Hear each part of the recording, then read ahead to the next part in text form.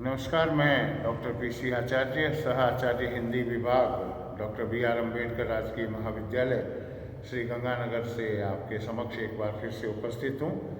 हिंदी साहित्य के इतिहास के अंतर्गत आज हम संक्षिप्त चर्चा करेंगे सूफी रचनाओं के अतिरिक्त भक्ति काल के अन्य आख्यान काव्यों की। आश्रयदाता राजाओं के चरित्र काव्य तथा ऐतिहासिक या पौराणिक आख्यान काव्य लिखने की जैसी परंपरा हिंदुओं में बहुत प्राचीन काल से चली आ रही है, वैसी पद्यबद्ध कल्पित कहानियाँ लिखने की परंपरा नहीं रही। ऐसी कहानियाँ मिलती है लेकिन बहुत कम संख्या में।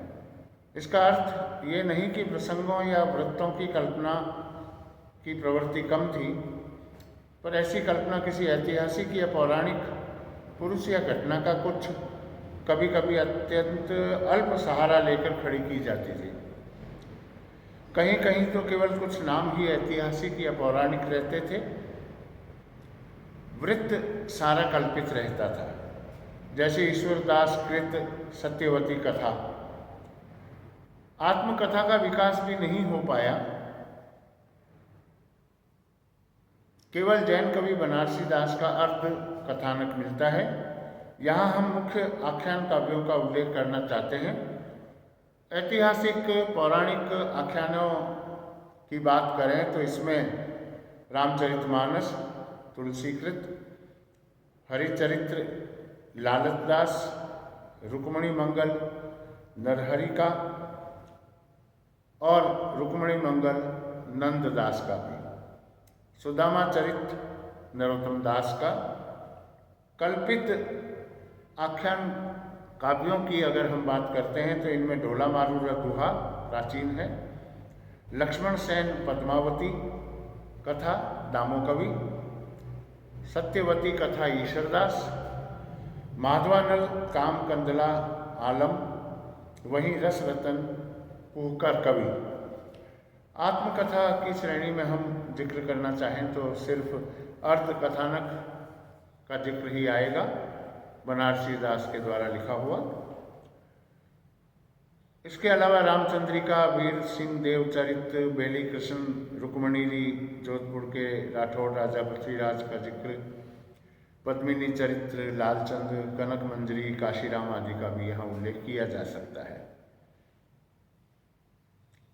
इस सूची में जिसका हमने अभी जिक्र किया था, ढोला मारूरा दुहा और बेली कृष्ण रुक्मणीरी राजस्थानी भाषा में है।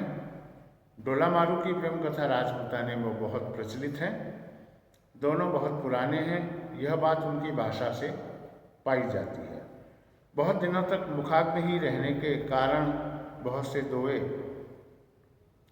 लुप्त हो गए, जिससे कथा की श्रृंखला बीच बीच में खंडित हो गई थी।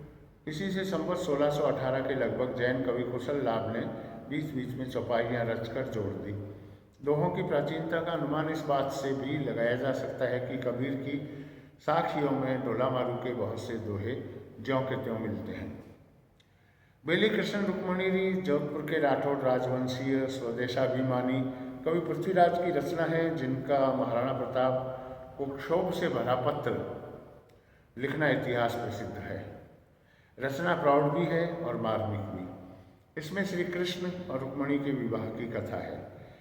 पद्मिनी चरित्र की भाषा भी राजस्थानी मिलती है। हम अपने अगले व्याख्यान में चर्चा करेंगे हिंदी साहित्य के उत्तर मध्य काल की, जिसे हम रीतिकाल कहते हैं। 1700 से 1900 के मध्य रीतिकाल या यूँ कहें उत्तर मध्य काल की अवधि मानी जाती है आचार्य रामचंद्र शुक्ल के द्वारा। तो उसका सामान्य परिचय और रीतिकाल की प्रमुख प्रवृत्तियों आदि के बारे में हम आगामी व्याख्यान में आपसे मुखातिब होंगे। तब तक आप सबको शुभकामनाएं। खूब सजग रहें, सतर्क रहें और स्वस्थ रहें। धन्यवाद। जय हिंद, जय भारत।